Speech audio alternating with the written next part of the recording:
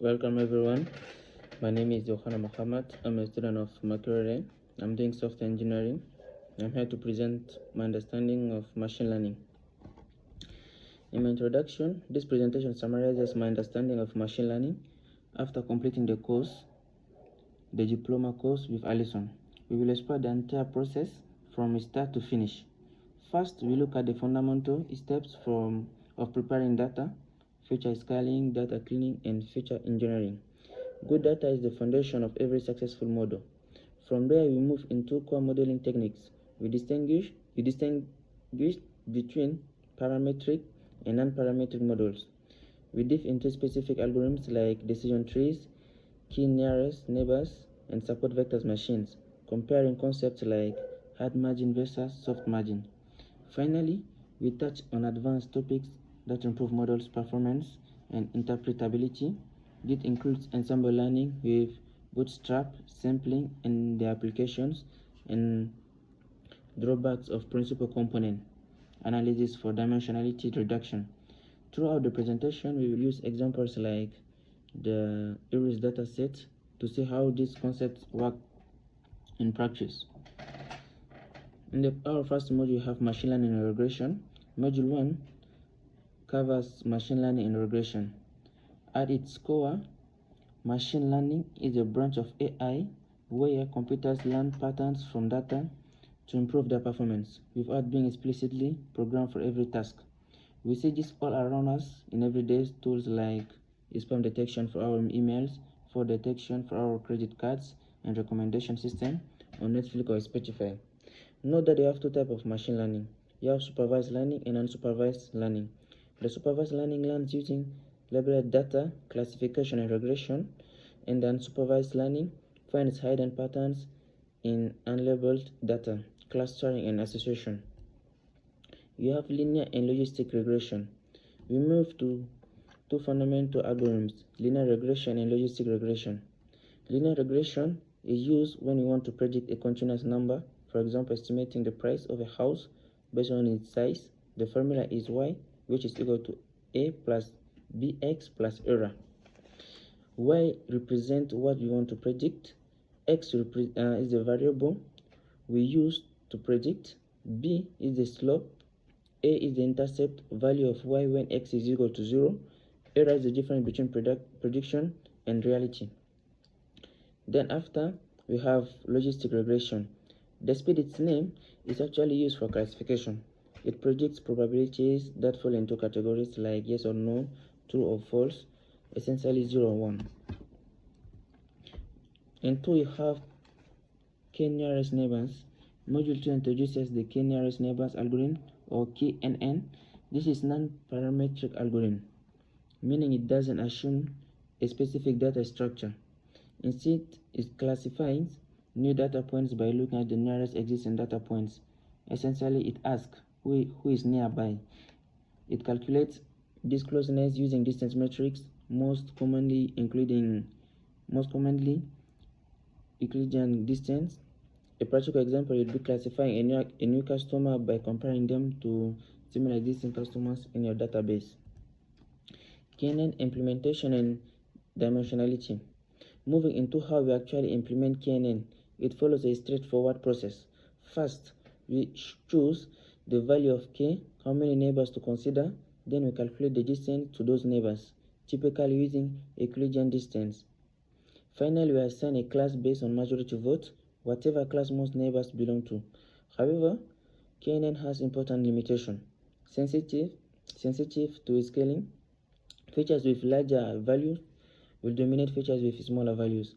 If one feature is in millions and another is in single digits, the distance calculation ignores the smaller one.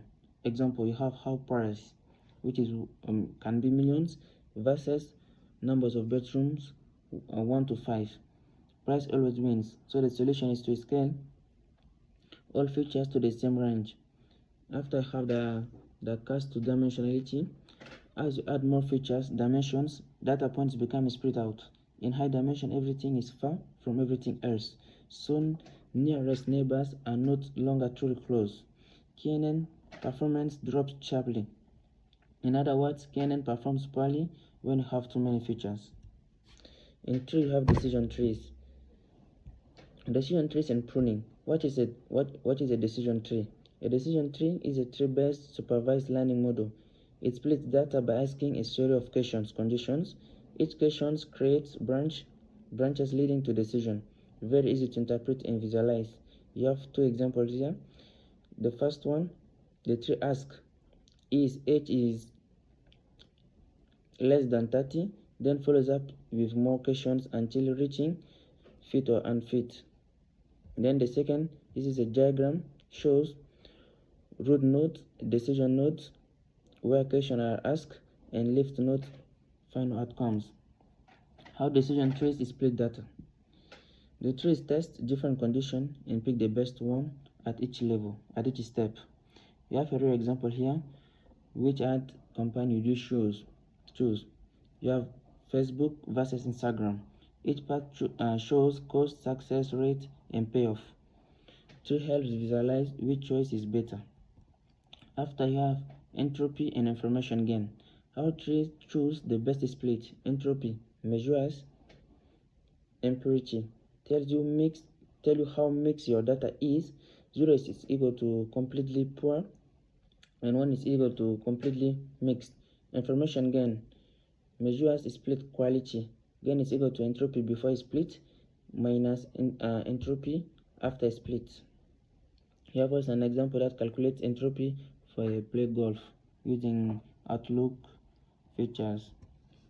Then you have pruning. Pruning is prevent overfitting. What is pruning? Remove unnecessary branches from the tree, cut off parts that don't add real value. Why prune? Trees can grow too deep and memorize training data. This causes overfitting. Works great on training data, fail on new data. Pruning keeps the tree simple and generalizable.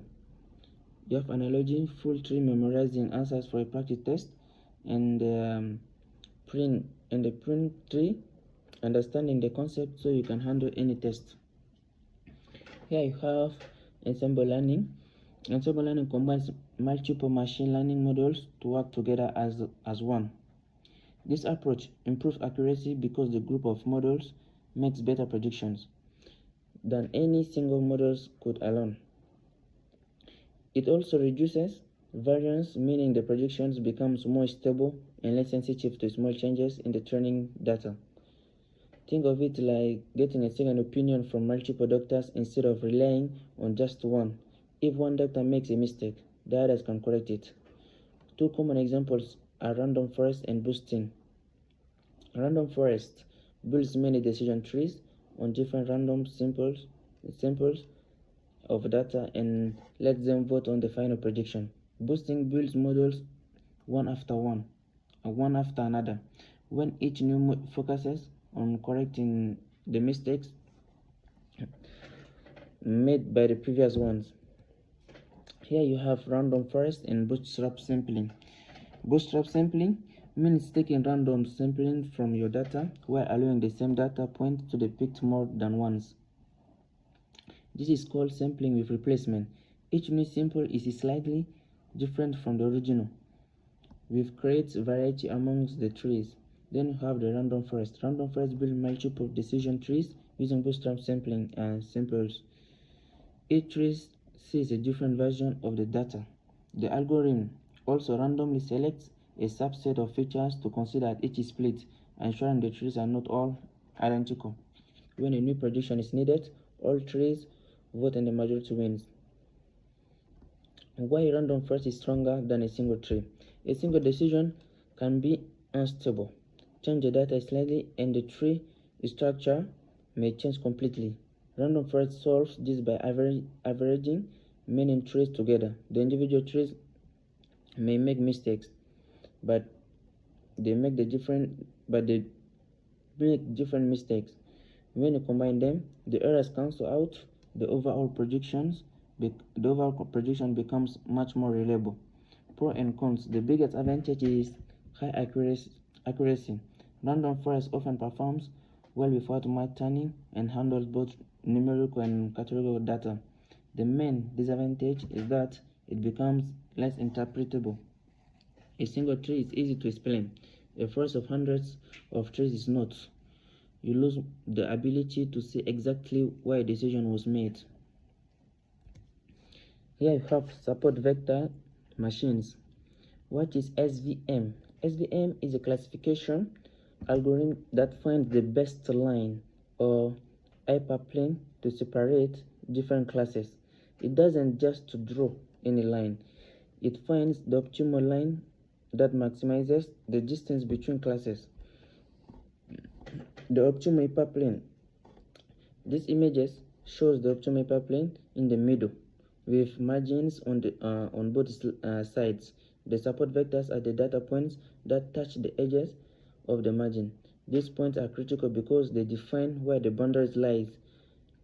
Move them and the whole line shifts. You have hard margin versus soft margin. Hard margin means the algorithm draws a line that separates the classes perfectly with zero error. Every single point must be on the correct side. This only works if the data is completely separable with no overlap. If the left image, you can see a clean gap between classes with no point inside the margin. Then in our soft margin allows some mistakes. Real world data is really perfect. There are almost always a few points that cross over or fall on the wrong side. Soft margin gives the algorithm flexibility by allowing some misclassifications in exchange for a better overall boundary. Here you have the PCA, Principal Component Analysis. It's a dimensionality reduction technique. It takes a dataset with many features and compresses it down to fewer features while keeping as much information as possible. It works by transforming correlated variables into new uncorrelated variables called principal components. The first component captures the direction of maximum variance in the data. The second component captures the next most variance, and so on. This image shows how PCA finds new directions. The long arrow is the first principal component. It points in the direction where data is spread out the most.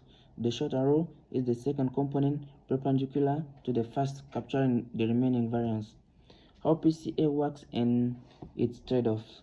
How PCA works. PCA looks at the covariance matrix to understand how features relate to each other. It then calculates the agent vectors. The agent vectors give the directions of the new component.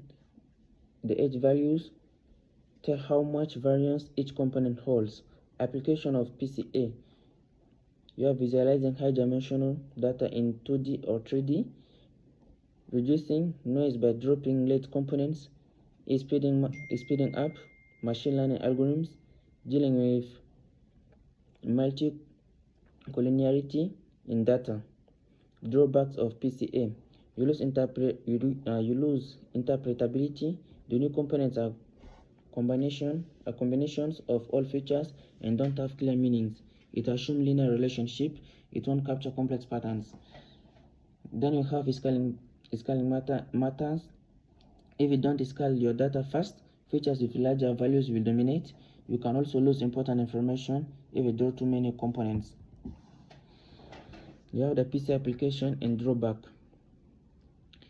Application. Image compression means keeping only the most important components to reduce file size while preserving quality. Data visualization lets you take high-dimensional data and plot it in 2D or 3D to spot patterns. Noise reductions work because real signal lives in early components while random noise sits in late components, dropping them clean in the data. Then you have the drawbacks. Interpretability is hard because principal components are blends of original features with no clear real-world meaning.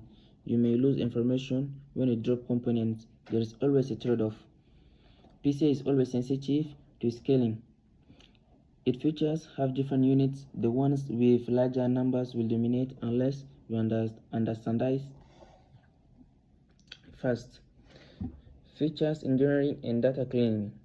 Before you build any model, you must clean your data. This means handling missing values by either filling them in or removing the incomplete rows. You also need to remove duplicates because repeated data can bias your results. Feature scaling ensures all your variables are on the same playing file. Algorithms like KNN and SVM rely on distance, so if one feature is in millions and another is in single digits, the larger one will dominate unfairly. Encoding categorical variables means converting text labels like red or blue into numbers so algorithms can understand them. The bottom line is simple. Good data leads to better model performance. No algorithm can fix messy data. The time you spend cleaning is never wasted. You have parametric versus non-parametric models. Parametric models assume your data follows a specific shape or patterns. They have a fixed number of parameters that do not grow with the data. Once you train the model, you summarize everything into those parameters and can discard the original data. Linear regression is a classic example. You assume a straight line relationship and learns just two things, the slope and the intercept. Simple and fast, but if the real relationship is curved, it will fail. Non-parametric models. Non-parametric models make a strong assumptions about the data's shape. They are flexible and can adapt to whatever pattern exists. The structure grows as you add more data because essentially remembers or uses the data points themselves. KNN and decision trees are good examples. KNN looks at neighbors directly without assuming any underlying formula. Decision trees split the data into branches based on what it says. They can model complex patterns but need more data and can overfit. Pure trade-off. Parametric models are simpler, faster, and need less data, but underfit if the assumption is wrong. Non-parametric models are more flexible and powerful, but need more data, more computation, and are prone of overfitting. Exploratory data analysis, Iris data set. Exploratory data analysis, or EDA, is the process of investigating a data set before building any models. We look at the data, summarize it, and visualize it to understand what you are working with. The Iris dataset is a classic example. It contains measurements for 3 flowers, species Iris setosa, Iris verticala, and Iris virginica. Each flower has 4 features. You have 2 pictures here illustrated them. After I have what EDA reveals about the data, understanding distribution, we check how each feature is spread out. Are the value normally distributed, concentrated in one area? This tells you what to expect and gives you a choice of models. After I have identifying patterns, checking relationships, detecting outliers, and the goal. By the end of EDA, you should understand your data well enough to make a smart decision about cleaning, feature engineering, and which model to try first. In my conclusion and reflection, what I've learned how supervised algorithms actually work under the hood. Linear regression draws lines. KNN looks at neighbors. Decision trees ask questions. CVM find boundaries. Each algorithm has its own logic and its own use case. I also learned why preprocessing is so important. Models are only good as the data you feed them. Missing value, unscaled features, and missing categories will break even the best algorithm. Model evaluation told me that accuracy is not the only measure. You only think about overfitting, underfitting, and whether your model will work on the new data it has never seen. Thank you.